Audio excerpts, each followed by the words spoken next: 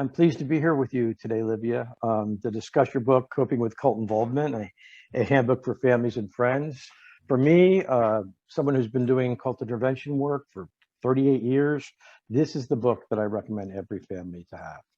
It's the Thank you very much, Pat. Well, it's the most practical, down-to-earth, psychologically sound handbook for helping people cope with this issue.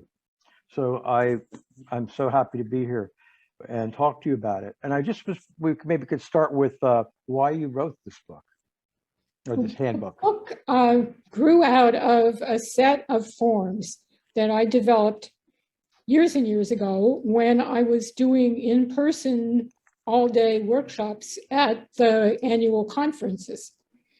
And the forms are intended to help people demystify the experience.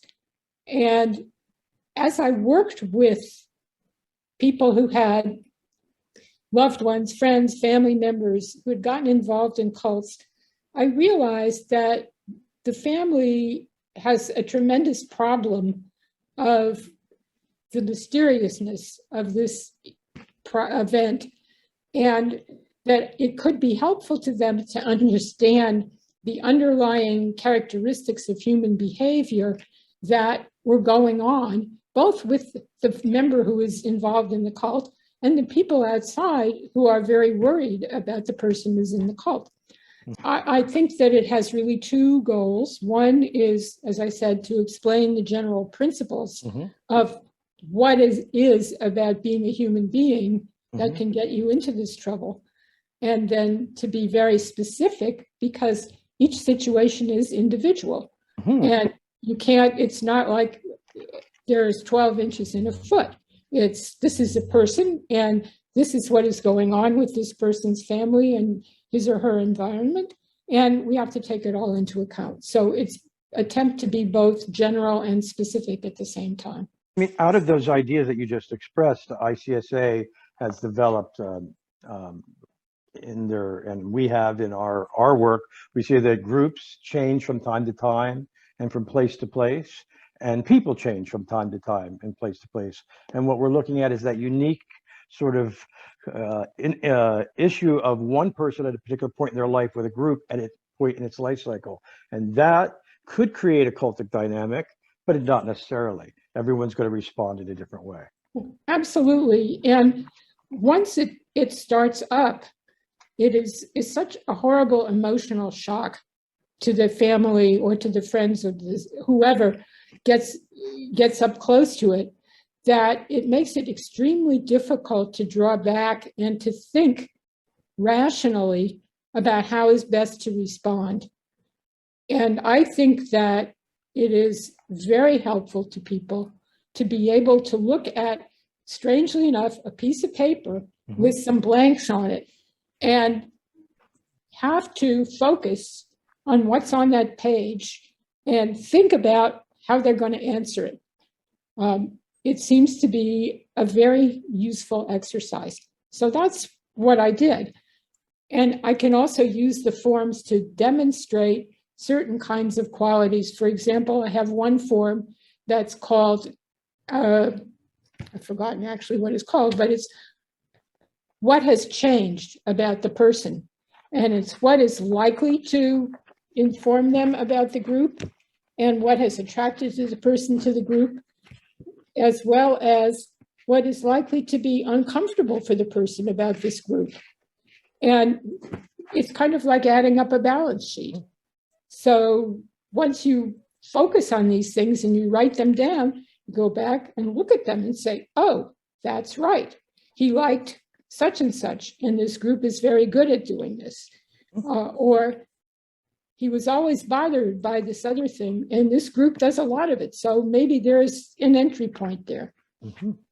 Yeah, one of the takeaways that I've taken from your book, and not in your language, but I think of something as a cult basket. And there's a tendency of families, when someone joins a group of some type, to put all blame into this basket of group and not look at the other dynamics that existed in the person's individual life, prior to joining or affiliating or within the family system. And I think that these worksheets help people sort through those in an That's the effective way. intent. Certainly, that is the intent. And I think that also I try to share skills that are semi-professional skills, because the basic principles for dealing with the situation are very simple. They sound very simple, but then to execute is a different thing. So I try to provide things that will help people move forward. In communication skills, for example, I think are very important. And it's one thing to tell people, learn to listen. And it's quite another thing for people to actually listen. And I think that giving examples is very helpful. So, especially in communications, I have a forum that I think, if you wouldn't mind, I'd like to share the screen and put out to help people learn how to respond. And what this forum is, it's a kind of way to help you drill how you talk to the person who's in the cult, should you have this opportunity, and how you understand and interpret what they say to you, especially the upsetting things that they say. So, in fact, Pat, you could probably ring in on this, because I'm sure you have a lot of experience with these remarks. And there are sort of generic remarks that will come in one form or another, or are likely to come in one form or another as you discuss things with the person. And to help you, if you're on your own, I've done an example. The first remark is the person in the cult saying, "You're an evildoer." And the interpretation, when you hear that, you want to say, "No, I'm not." Yeah, want to be defensive. You're going to respond to that. You're going to react.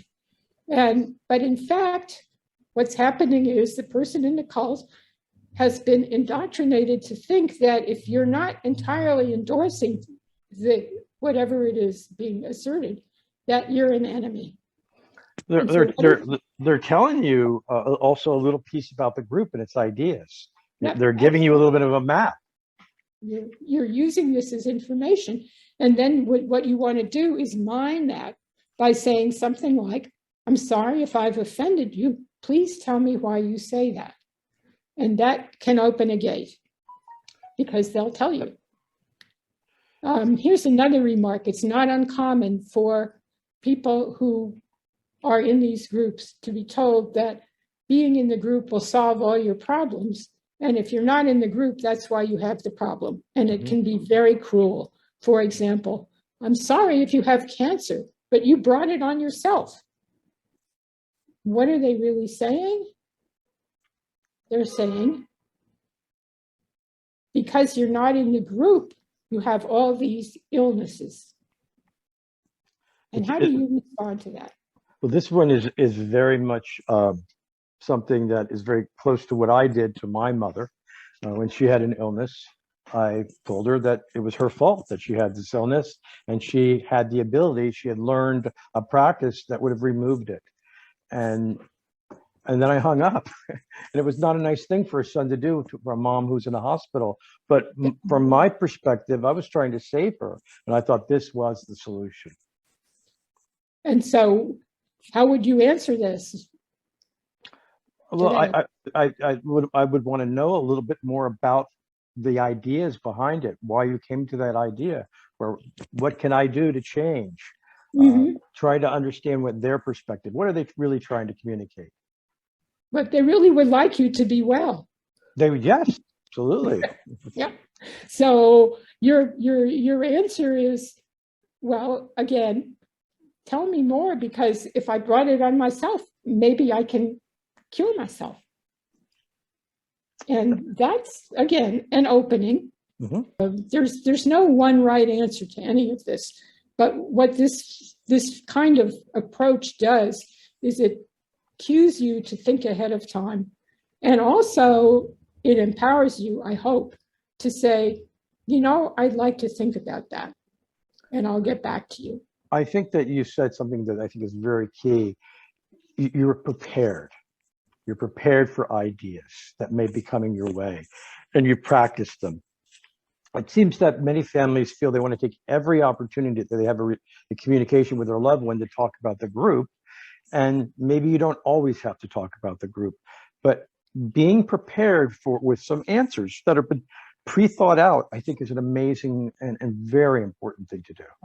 And I think to learn that, I mean, you've come up with these important things, but you have other worksheets which are about the group and learning what the group's about. And I think that those are amazing worksheets.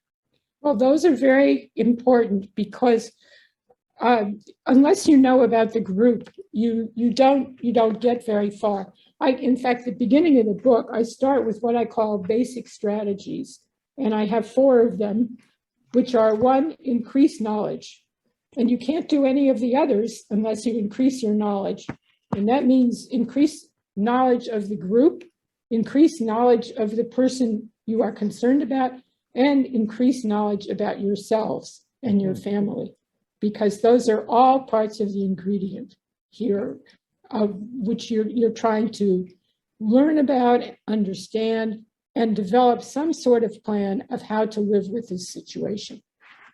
I think most people, cult involvement is not a matter of quick in and out. It's a matter of months and years while people are in a group, joining a group, leaving a group. Some people leave a group several times. And throughout all this, you need to stay connected. And you can't do that unless you know what's going on in the group. Yeah, absolutely. That is very wise advice. And I think that the interesting thing about the worksheets are that you don't have to complete one. You can be working on many of them at the same time as you learn, but they give you some kind of structure to how to think about it. And that's what I think is missing many times. And going on with the group, it's very important to know what happens in groups. People, and I don't know that there's a lot of this in the general literature that people read, but groups behave differently from individuals. It's very important to understand what the involvement in the group means just because it's a group.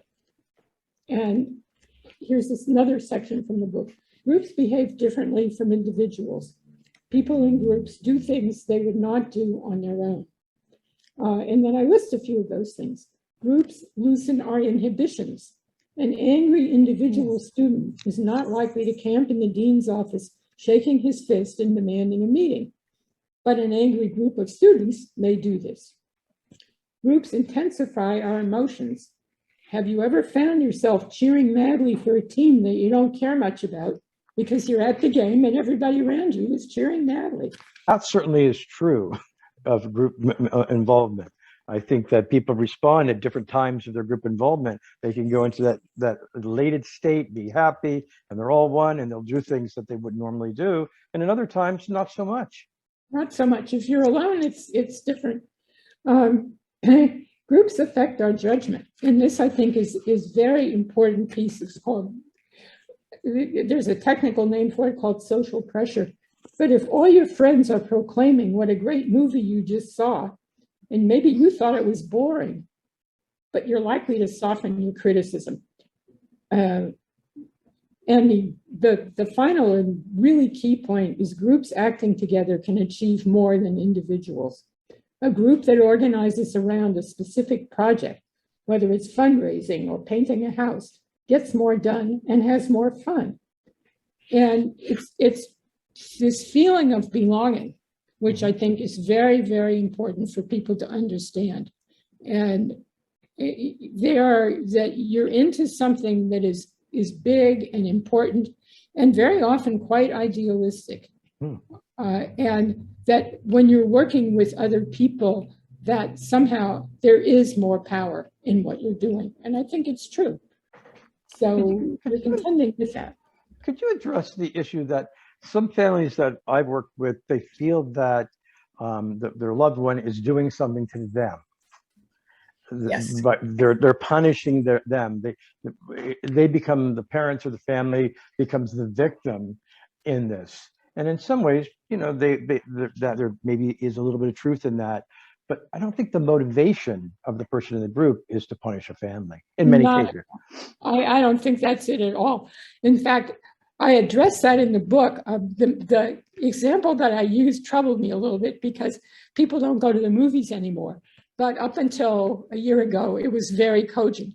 And what I said was, if you're in a good movie, you're in a movie theater, the lights go down, the screen comes up, the music starts, and the story begins. And you become very engrossed in the story if it's a good movie. And you know, a piece of you knows the whole time that you're sitting in a movie theater and you're watching some images on a screen and there's nothing actually real about it. But you get totally drawn into the movie. And when the movie is over and the lights go up, you have this sort of blinking response of, oh, I'm back in the world. Right. And my analogy is that the person in the cult is like you sitting in the theater watching the movie, only they're actually a part of the movie. And the rest of the world has gotten kind of dim. So that's one thing that happens. And that's why family events that seem very important, weddings and other kinds of significant birthdays, you're likely to get a response, well, I'm busy, I can't come. And that is because their sense of proportion has gone askew. So that's one thing that happens. The other thing is this sense that they're on a tremendously important mission, and you're obstructing their mission. This is as if you were trying to rescue someone who's drowning, and somebody gets in the way and says, "Wait a minute, you're going to get your shoes wet." It's that, isn't it that? I mean, it is. I think that your analogy of the movie is actually perfect, because you are absorbed in it when you're in it. You are totally absorbed. But there are times, I mean, it's like a cycle. There are times where oh, I'm in the movie, I need to get popcorn because it's boring. And then you're back in and totally absorbed back in the ideas. And it's an up and down for many people. And the difference in the movie is, of course, the movie ends and you get up and go home. Yes. So here you're in a very exciting drama of some sort, and it doesn't end. It goes on. It's like a movie that has many different chapters that keep on going. Be another chapter and another chapter and another chapter. It's very important to understand it and to not take these things personally. To understand this person has had a transcendental experience, and it's not hard to induce a transcendental experience. There are lots of ways to do it. But what's happened is because it was within the context of the group has interpreted it to this person, and they accept that interpretation. Yep. You're spot on. You touched on something just a minute ago that I think that might be good to talk a little bit more about. And that is when there's holidays and times when you expect someone to come home and they don't. And families struggle with that issue. And in my mind, I think that, and I try to illustrate that if you want your kid to come home, your loved one to come home for Thanksgiving, and they're in a group, and they don't come home, you get very upset. But if they work for IBM and they were sent to, I don't know, Germany on a project, you wouldn't be upset. And so your response to it, I think, has to be a little bit more subtle than just being angry at someone. Well, if there's one difference with IBM in Germany, and that's that there would be a phone call on Thanksgiving. There may be. And maybe a Zoom meeting. Yeah. So it's a little bit different, but it's a good analogy. I like it. And I think that it's important to think ahead, because if you read the book, you'll know to expect this kind of response, that I won't be home for Christmas, I won't be home for Thanksgiving, I won't be home for the wedding. And to think ahead how you're going to respond to that statement. And, something along the lines of, well, I'm very disappointed. I think if you keep it to how you are feeling, and I understand that what you're doing is very important, but I'm going to miss you terribly. That's you a are, perfect answer. yeah, you're telling the truth. Yes. Yep. The truth is very powerful. You know, in your introduction to your book, you state that a cult involvement or group involvement, I would like to say, is often a situation to manage, not a problem to solve. And I think that it's in the introduction, that kind of like switch in thinking to thinking about it as a managing something rather than we're going to create a solution that's going to work for everybody right now. Well, the analogy I would make is a medical analogy. It's not that you cut yourself and you're bleeding profusely and you rush to the emergency room and they stitch you up and bandage you and send you home and you're going to heal.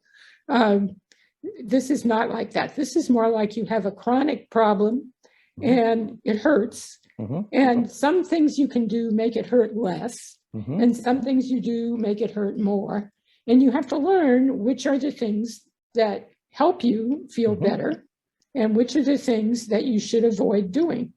And if you can stay away from the things that you should avoid doing and cultivate the things that help you, the situation it's not going to go away in a hurry, but it will be manageable.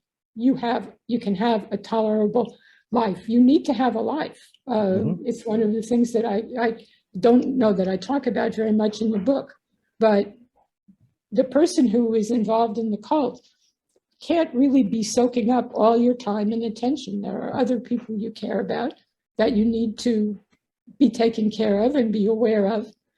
And you need to balance your life in such a way that this situation doesn't run away with you. And in a way, when you were talking just now, I was thinking that for many people, group involvement is a quality of life issue. It's not a life and death issue.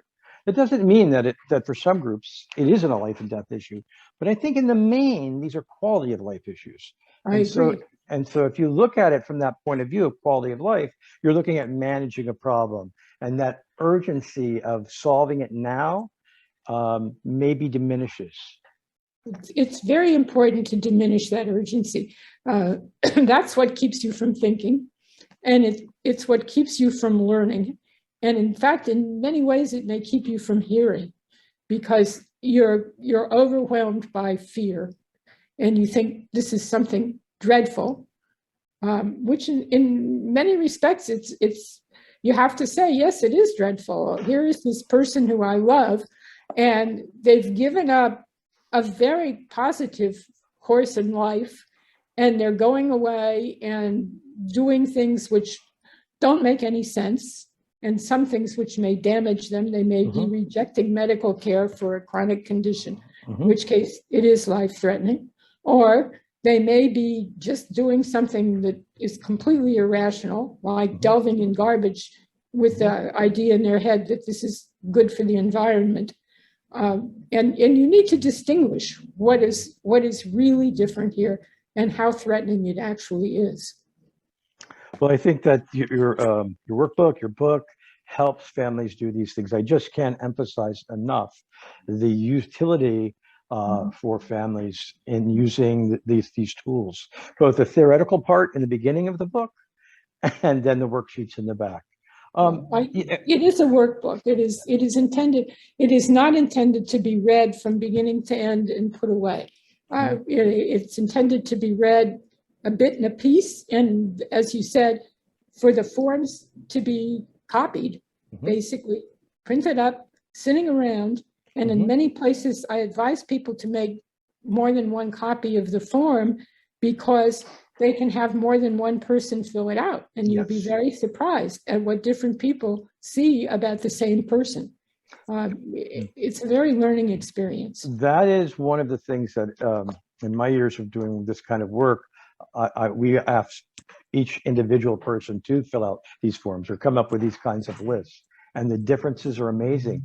You often learn more in the differences than in the similarities. When you're looking at someone's membership in a group, the tendency is you talk to people who've been in that group and you look at the similarities. But I think it's in the differences that you understand your loved one's involvement. And it's the same thing, each family member looks at someone's involvement in a group differently. And it's in those differences Not And indeed, different people see different aspects of an individual, and it's very helpful to know what some of them are.